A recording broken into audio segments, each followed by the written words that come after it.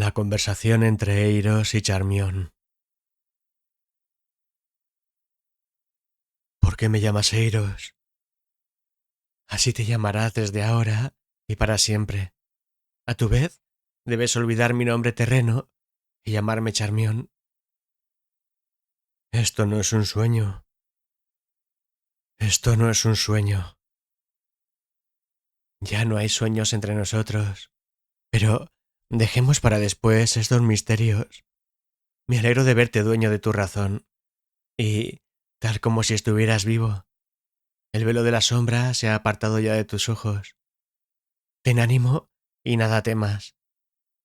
Los días de sopor que te estaban asignados se han cumplido y mañana te introduciré, yo misma, en las alegrías y las maravillas de tu nueva existencia.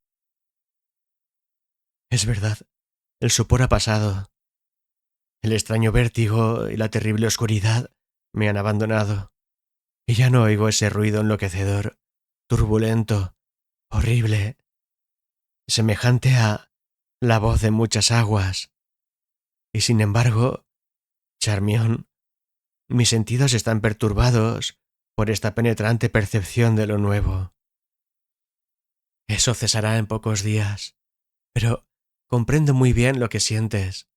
Hace ya 10 años terrestres que pasé por lo mismo que pasas tú. Y sin embargo, su recuerdo no me abandona. Empero ya has sufrido todo el dolor que sufrirás en Aidén. ¿En Aidén? En Aidén. Oh Dios, Charmión, apiádate de mí. Me siento agobiado por la majestad de todas las cosas, de lo desconocido, de pronto revelado, del futuro, una conjetura fundida en el augusto y cierto presente. No te empeñes por ahora en pensar de esa manera. Mañana hablaremos de ello. Tu mente vacila y encontrará alivio a su agitación en el ejercicio de los simples recuerdos. No mires alrededor ni hacia adelante. Mira hacia atrás. Ardo de ansiedad por conocer los detalles del prodigioso acontecer que te ha traído entre nosotros. Cuéntame, hablemos de cosas familiares, en el viejo lenguaje familiar del mundo que tan espantosamente ha perecido. Oh, sí, espantosamente. Esto no es un sueño. No hay más sueños, Eiros mío. ¿Fui muy llorada? ¿Llorada, Charmión? Oh, cuán llorada. Hasta aquella última hora, cerniéndose sobre tu casa, una nube de profunda pena y devota tristeza. Y esa última hora, háblame de ella. Recuerda que, fuera del hecho en sí de la catástrofe, nada sé. Cuando abandoné la humanidad, entrando en la noche a través de la tumba, en ese periodo, si recuerdo bien, la calamidad que os abrumó era por completo insospechada. Cierto es que poco conocía yo la filosofía especulativa de entonces. Como has dicho, aquella calamidad era enteramente insospechada. Pero desgracias análogas habían dado a los astrónomos motivo de discusión. Apenas necesito decirte, amiga mía, que ya cuando nos dejaste los hombres coincidían en interpretar los pasajes de las muy santas escrituras que hablaban de la destrucción final de todas las cosas por el fuego, como referido solamente al globo terráqueo. Las especulaciones, empero, sobre la causa inmediata del fin, no llegaban a ninguna conclusión desde la época en la que la ciencia astronómica había despojado a los cometas del terrible carácter incendiario que antes se les atribuía. Bien establecida se hallaba la escasa densidad de aquellos cuerpos celestes. Se los había observado pasar entre los satélites de Júpiter, sin que produjeran ninguna alteración sensible en las masas o las órbitas de aquellos planetas secundarios. Hacía mucho que considerábamos a estos errabundos como creaciones vaporosas de inconcebible tenuidad, incapaces de dañar nuestro macizo globo, aun en el caso de un choque directo. No sentíamos temor alguno de un contacto, pues los elementos de todos los cometas eran perfectamente conocidos. Hacía muchos años que se consideraba inadmisible buscar entre ellos al agente de la destrucción por el fuego. Pero en aquellos días finales las conjeturas y las extravagantes fantasías abundaban singularmente entre los hombres. Y aunque el temor solo asaltaba a unos pocos ignorantes, el anuncio de un nuevo cometa, formulado por los astrónomos, fue recibido con no sé qué agitación y desconfianza generales. Los elementos del extraño astro fueron inmediatamente calculados, y todos los observadores coincidieron en que su paso en el perihelio lo aproximaría mucho a la Tierra. 2 o 3 astrónomos de renombre secundario sostuvieron resueltamente que el choque era inevitable. Imposible expresar el efecto de esa noticia en la gente. Durante unos pocos días no quisieron creer en una afirmación que su inteligencia, tanto tiempo aplicada a consideraciones mundanas, no podía aprehender de ninguna manera. Pero la verdad de un hecho de importancia vital se abre paso en el entendimiento del más estólido. Los hombres comprendieron finalmente que los astrónomos no mentían, y esperaron el cometa.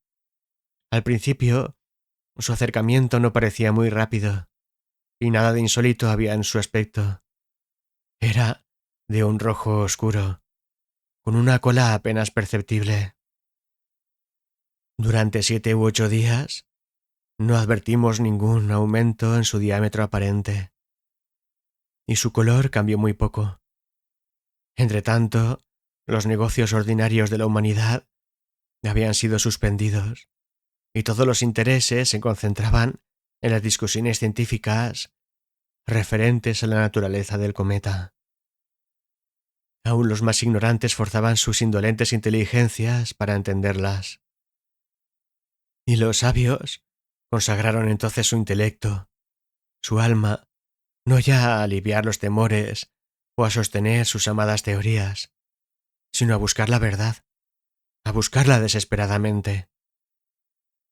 Gemían en procura del conocimiento perfecto. La verdad se alzó en toda la pureza de su fuerza y de su excelsa majestad, y los sensatos se inclinaron y adoraron. La opinión según la cual nuestro globo o sus habitantes sufrirían daños materiales de resultas del temible contacto perdía diariamente fuerza entre los sabios, y a estos les era dado ahora gobernar la razón y la fantasía de la multitud. Se demostró que la densidad del núcleo del cometa era mucho menor que la de nuestro gas más raro. El inofensivo pasaje de un visitante similar entre los satélites de Júpiter era arguido como un ejemplo convincente, capaz de calmar los temores. Los teólogos, con un celo inflamado por el miedo, insistían en la profecía bíblica, explicándola al pueblo con una precisión y una simplicidad que jamás se había visto antes. La destrucción final de la Tierra se operaría por intervención del fuego. Así lo enseñaban con un brío que imponía convicción por doquier. Y el que los cometas no fueran de naturaleza ígnea, como todos sabían ahora, reconstruía una verdad que liberaba en gran medida de las aprensiones sobre la gran calamidad predicha. Es de hacer notar que los prejuicios populares y los errores del vulgo concernientes a las pestes y a las guerras, errores que antes prevalecían a cada aparición de un cometa, eran ahora completamente desconocidos. Como naciendo de un súbito movimiento convulsivo, la razón había destronado de golpe a la superstición. La más débil de las inteligencias extraía vigor del exceso de interés. Los daños menores que pudieran resultar del contacto con el cometa eran tema de minuciosas discusiones. Los entendidos hablaban de ligeras perturbaciones geológicas, de probables alteraciones del clima y, por consiguiente, de la vegetación, aludiendo también a posibles influencias magnéticas y eléctricas. Muchos sostenían que los efectos no serían visibles ni apreciables. Y mientras las discusiones proseguían, su objeto se aproximaba gradualmente, aumentaba su diámetro y más brillante se volvía su color. La humanidad palidecía al verlo acercarse. Todas las actividades humanas estaban suspendidas. La evolución de los sentimientos generales llegó a su culminación cuando el cometa hubo alcanzado por fin un tamaño que sobrepasaba toda aparición anterior. Desechando las últimas esperanzas de que los astrónomos se hubieran equivocado, los hombres sintieron la certidumbre del mal. Todo lo quimérico de sus terrores había desaparecido. El corazón de los más valientes de nuestra raza latía precipitadamente en su pecho. Y sin embargo, bastaron pocos días para que, aún esos sentimientos, se fundieran en otros todavía más insoportables. Ya no podíamos aplicar a aquel extraño astro ninguna idea ordinaria. Sus atributos históricos habían desaparecido. Nos oprimía con una emoción espantosamente nueva. No lo veíamos como un fenómeno astronómico de los cielos, sino como un íncubo sobre nuestros corazones y una sombra sobre nuestros cerebros. Con inconcebible rapidez había tomado la apariencia de un gigantesco manto de llamas, muy tenues extendido de un horizonte a otro. Pasó otro día, y los hombres respiraron con mayor libertad. No cabía duda de que nos hallábamos bajo la influencia del cometa, y sin embargo vivíamos. Hasta sentimos una insólita agilidad corporal y mental. La extraordinaria tenuidad del objeto de nuestro terror era ya aparente, pues todos los cuerpos celestes se percibían a través de él. Y entretanto, nuestra vegetación se había alterado sensiblemente, y como ello no había sido pronosticado, cobramos aún más fe en la previsión de los sabios. Un follaje lujurioso, completamente desconocido hasta entonces, se desató en todos los vegetales. Pasó otro día más, y la calamidad no nos había dominado todavía. Era evidente que el núcleo del cometa chocaría con la Tierra. Un espantoso cambio se había operado en los hombres, y la primera sensación de dolor fue la terrible señal para las lamentaciones y el espanto. Aquella primera sensación de dolor consistía en una rigurosa constricción del pecho y los pulmones, y una insoportable sequedad de la piel. Imposible negar que nuestra atmósfera estaba radicalmente afectada. Su composición y las posibles modificaciones a que podía verse sujeta constituían ahora el tema de discusión. El resultado del examen produjo un estremecimiento eléctrico de terror en el corazón universal del hombre. Se sabía desde hacía mucho que el aire que nos circundaba era un compuesto de oxígeno y nitrógeno, en proporción respectiva de 21 y 79%.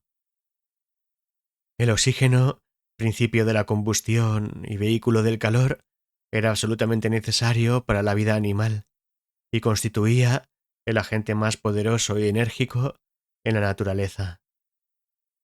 El nitrógeno, por el contrario, era incapaz de mantener la vida animal y la combustión. Un exceso anómalo de oxígeno produciría, según está probado, una exaltación de los espíritus animales, tal como la habíamos sentido en esos días. Lo que provocaba el espanto era la extensión de esta idea hasta su límite. ¿Cuál sería el resultado de una extracción total de nitrógeno? Una combustión irresistible, devoradora, todopoderosa, inmediata. El cumplimiento total de sus minuciosos y terribles detalles, de las llameantes y aterradoras anunciaciones de las profecías del Santo Libro. Necesito pintarte, Charmión, el desencadenado frenesí de la humanidad, aquella tenuidad del cometa que nos había inspirado previamente una esperanza, era ahora la fuente de la más amarga desesperación. En su impalpable gaseosa naturaleza percibíamos claramente la consumación del destino. Y entretanto pasó otro día, llevándose con él la última sombra de la esperanza. Jadeábamos en aquel aire rápidamente modificado. La sangre arterial batía tumultuosamente en sus estrechos canales. Un delirio furioso se había posesionado de todos los hombres, y con los brazos rígidamente tendidos hacia los cielos amenazantes, temblaban y clamaban. Pero el núcleo del destructor llegaba ya a nosotros. Aún aquí, en el Aiden, me estremezco al hablar. Déjame ser breve. Breve como la destrucción que nos asoló. Durante un momento vimos una terrible, cárdena luz que penetraba en todas las cosas. Entonces, inclinémonos, Charmión, ante la sublime majestad de Dios el Grande. Entonces se alzó un clamoroso y penetrante sonido, tal como si brotara de su boca, y toda la masa de éter dentro de la cual existíamos reventó instantáneamente en algo como una intensa llama roja, cuya insuperable brillantez y abrasante calor no tienen nombre, ni siquiera entre los ángeles del alto cielo del conocimiento puro. Así acabó todo.